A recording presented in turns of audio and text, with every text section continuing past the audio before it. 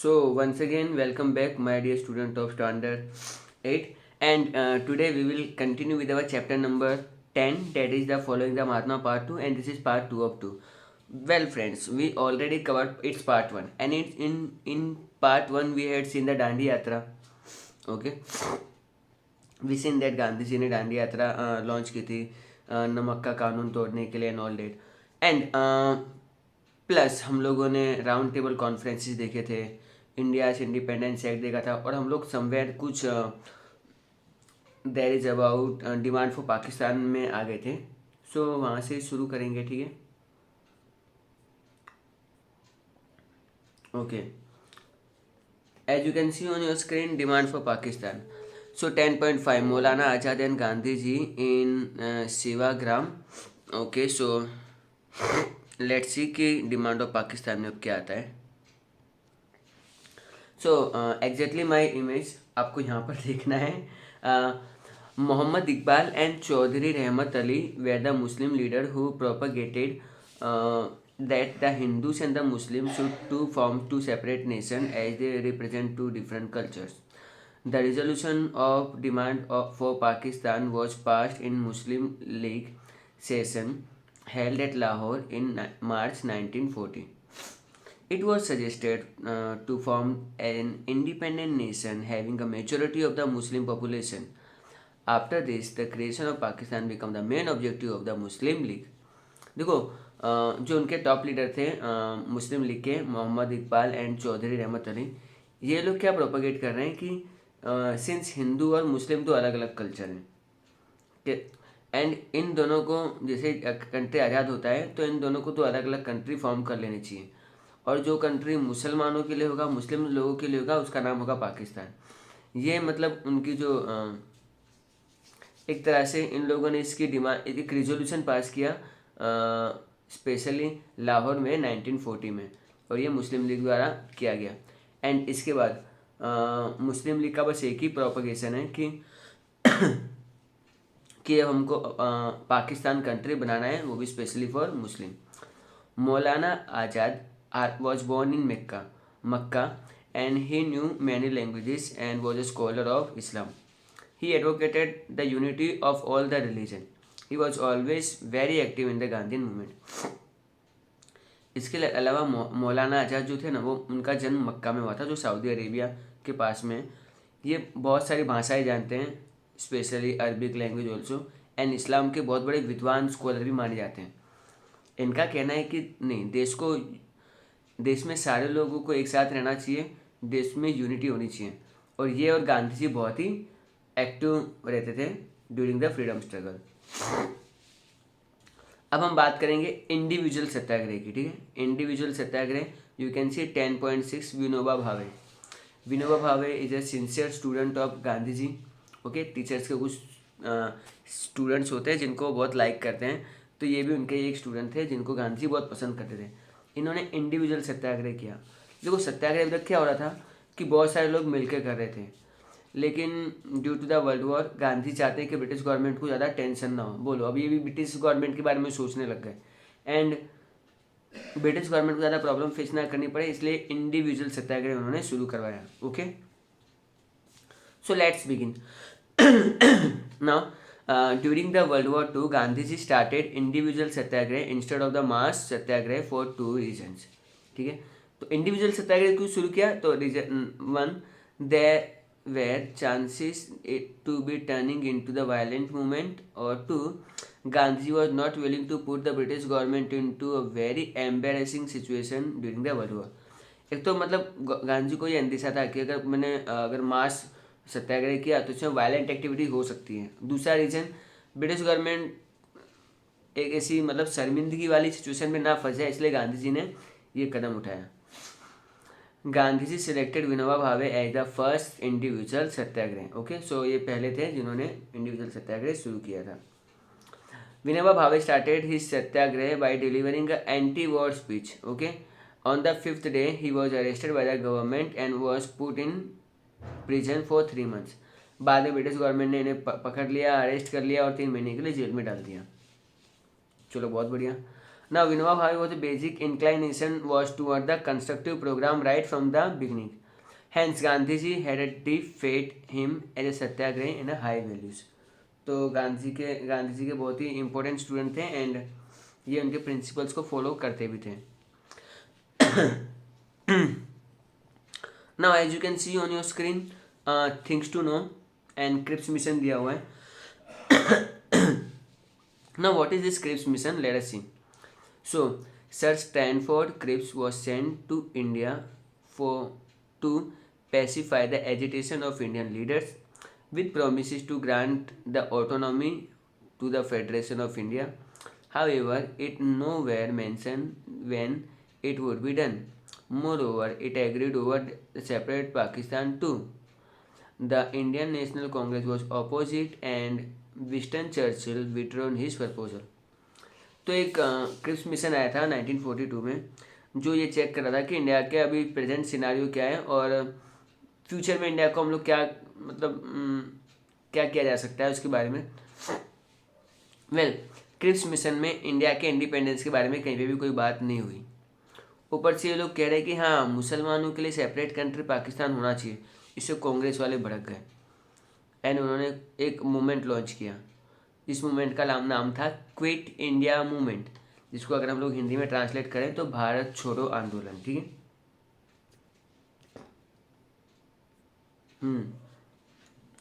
As you can see quit India movement 1942. Okay, so let's begin. Mahatma Gandhi started a new chapter of freedom movement after the world war two. He asked the Britishers to leave India immediately. है ना. अब गांधी को बहुत गुस्सा आ गया था and इन्होंने British government को साफ साफ कह दिया कि अब आप इंडिया छोड़ के चले जाइए. आप बस हमारे साथ एक तरह का विश्वासघाती कर रहे हो. आप हमेशा वादे करते हो लेकिन वादे पूरे नहीं करते हो. Gandhi ji asked the people to follow the principle of do or die and continue the struggle against the British in non violent manner.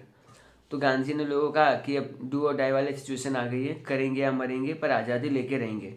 And उन्होंने कहा है कि अब जो भी प्रोटेस्ट करो अब नॉन वायलेंट तरीका ही याद रखिएगा. ठीक है. देखते हैं पब्लिक कब तक याद रखती है. द हिस्टोरिकल रिजोल्यूशन और quit India was passed in Mumbai session of Indian national Congress 8 अगस्त 1942. तो ये 8 अगस्त 1942 के दिन मुंबई में जो नेशनल कांग्रेस की मीटिंग हुई थी वहाँ पे क्विट इंडिया मूवमेंट का एक रिजोल्यूशन पास ऑन होता है. अब देखते हैं इसमें क्या होता है.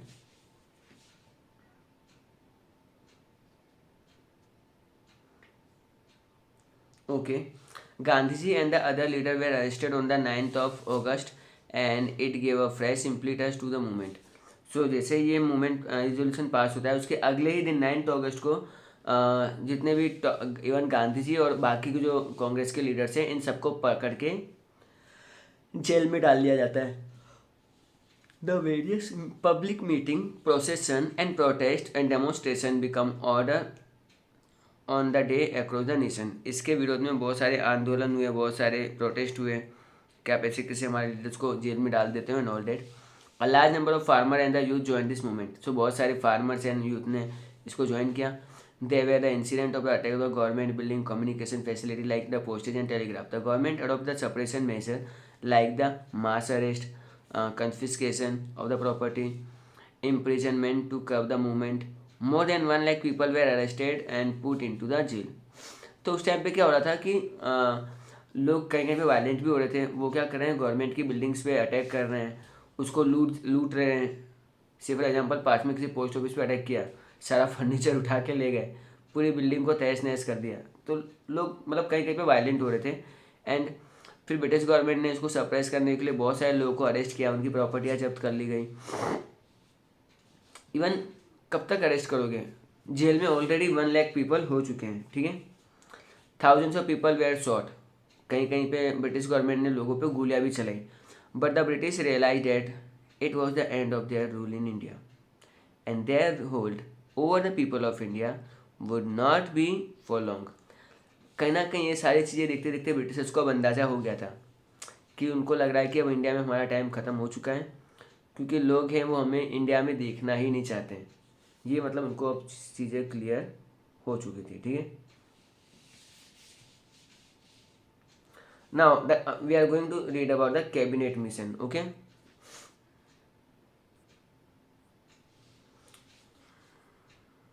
Okay. Now, as you can see the cabinet mission on your screen, the British Cabinet Mission 1946 of India aimed to discuss a plan and a transfer of power from the British government to Indian leadership, conferring India with its independence. Formulating at the initiative Clement Attlee, the Prime Minister of United Kingdom, it was represented by the three British minister the proposal were. तो 1946 में England में government change होती है and Clement एटली जो labour party के leader होते हैं वो मतलब वहाँ के प्राइम मिनिस्टर बन जाते हैं और ये लोग इंडिया ये सोच रहे हैं कि इंडिया को हम लोग फ्री कर ही देते हैं एंड उन्होंने 3 ब्रिटिश मेंबर्स की मिनिस्टर्स की एक टीम बनाई और उनको कहा कि इंडिया के इंडिपेंडेंस को कैसे फॉर्मुलेट करना चाहिए इसके बारे में आप जाके थोड़ा रिसर्च कीजिए। रिसर्च करने के बाद उन्होंने ये 3-4 पॉइंट्स रखे हैं जो मैं आपके सामने रीड कर रहा हूँ। To establish the total self rule in the country, मतलब वो कंट्री में जो रूल होगा वो उनका खुद का ही होगा। To divide the whole country into total 3 provinces, तो 3 तरह के प्रोविंसेस होंगे, मतलब उन लोगों ने इंडिया को मतलब 3 भागों में डिवाइड करा, 3 अलग अलग टाइप के प्रोविंसेस में। Allow India to design its own constitution, India अपना खुद का एक अलग से कॉन्स्टिट्यूशन बनाएगा। Formulation of the interim and provisional government till the constitution was framed, एक काम चलाओ प्रोविजनल गवर्नमेंट होगी जो अपने मतलब काम करेगी एंड वो जब तक कॉन्स्टिट्यूशन नहीं बन जाता है तो वो लोग उसको अच्छे से हैंडल करेंगे। यू कैन सी पंडित जवाहरलाल नेहरू, इनका फोटो दिया हुआ है। Actually he was the first prime minister of our country. The Congress secure the majority in the following election and form the interim government under the leadership of Jawaharlal Nehru, तो जो government चल रही थी काम चलाओ गवर्नमेंट जिसको हम लोग कहेंगे, एक्चुअली जवाहरलाल नेहरू उनके प्राइम मिनिस्टर थे, लीडर थे एक तरह से। The poor response irritated the Muslim League and they added the 16th August 1946 as a direct action day. As a result communal tension prevailed in our country and many parts were witness of communal riots too. However, the Muslim League maintained its position the government to varied protest till the formation of Pakistan। तो कांग्रेस को चल रहा है लेकिन जो मुस्लिम league का poor performance था तो उससे वो लोग मतलब खुश नहीं रहे। अगस्त 16 1946 को उन्होंने डायरेक्ट एक्शन प्लान ले किया और देश में बहुत जगह पे कम्युनल राइट्स हो गए। अब मुस्लिम लीग बस एक ही चीज़ पे अड़ी हुई है कि हमको बस पाकिस्तान चाहिए, पाकिस्तान चाहिए, बस पाकिस्तान चाहिए। ओके, सो ये लोग कोई भी स्टेट में कॉम्प्रोमाइज़ करने के लिए रेडी नहीं थे।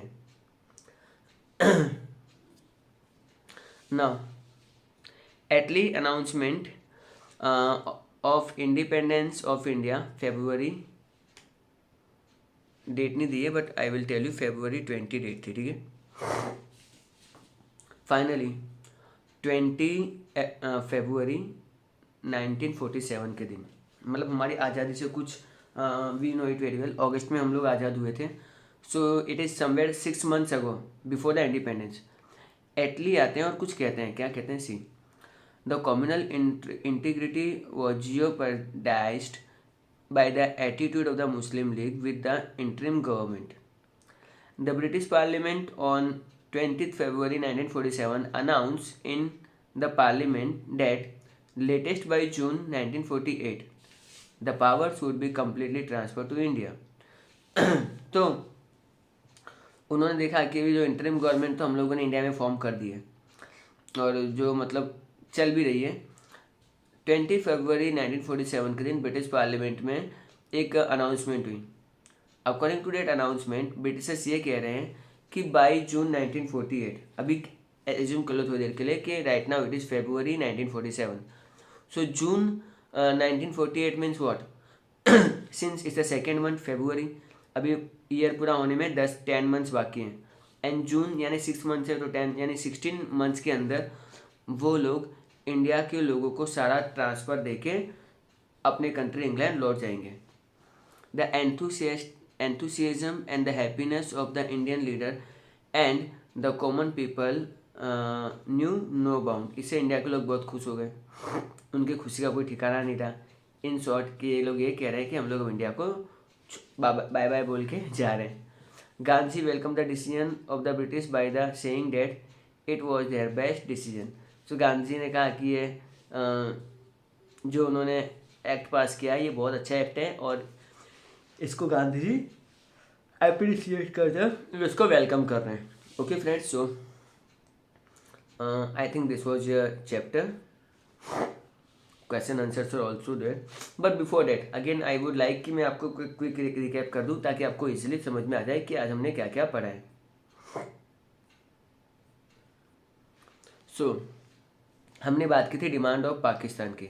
1940 में मोहम्मद इकबाल एंड चौधरी रहमत अली जो मुस्लिम लीडर्स थे, लाहौर में इनकी मीटिंग होती है मुस्लिम लीग पार्टी की मार्च मंथ में। तो यहाँ पर ये लोग कह रहे हैं कि सिंस हिंदू एंड मुस्लिम दो अलग अलग कल्चर है, तो अगर हमारा देश इंडिपेंडेंस होता है तो यहाँ पर टू नेशन थियोरी वर्कआउट होनी चाहिए।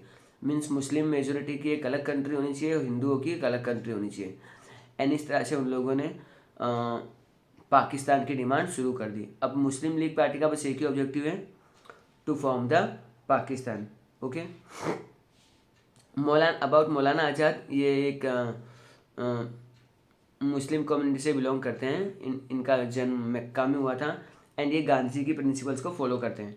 अकॉर्डिंग टू हिम बंटवारा करने की कोई ज़रूरत नहीं है, there is no need to do any division, since हमको एक साथ रहना चाहिए, एक साथ मिलके रहना चाहिए। And he is a very active in the all the Gandhian movement.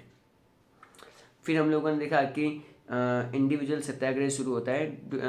So it was year 1939 and Gandhi ji चाहते हैं कि ब्रिटिश गवर्नमेंट पे थोड़ा प्रेशर बनाया जाए। सो इन लोगों ने सोचा है कि हमको अब सत्याग्रह करना चाहिए, मगर सत्याग्रह में बहुत पब्लिक गैदरिंग नहीं होनी चाहिए।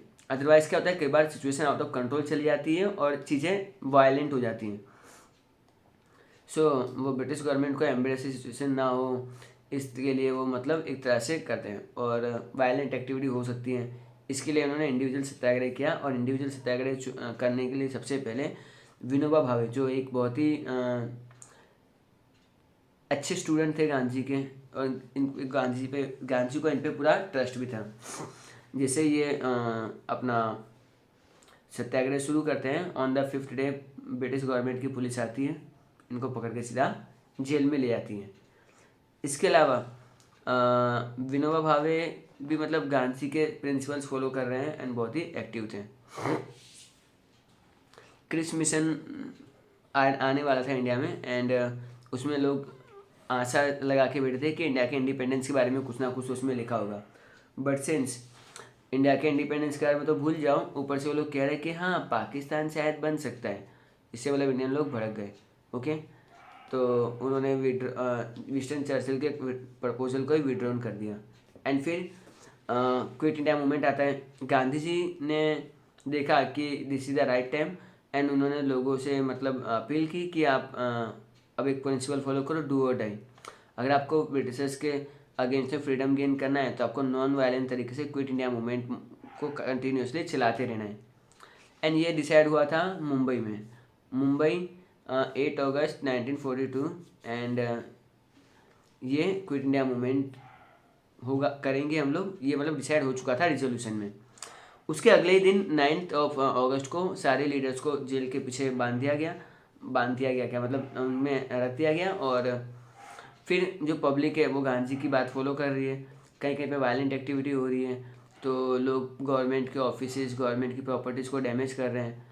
इवन ब्रिटिश गवर्नमेंट ने भी लोगों को बहुत मारा, बहुत टॉर्चर किया, बट एनी हाउ गवर्नमेंट से अब लोग संभाल ही नहीं जा रहे थे। More than 1 lakh people are below the bars, है ना। एंड कुछ जगहों पे सैडली लोगों पे गोलियां भी चलाई गई एंड कहीं ना कहीं ब्रिटिश गवर्नमेंट को समझ में आ चुका था कि I think this is their end. Now talking about cabinet mission,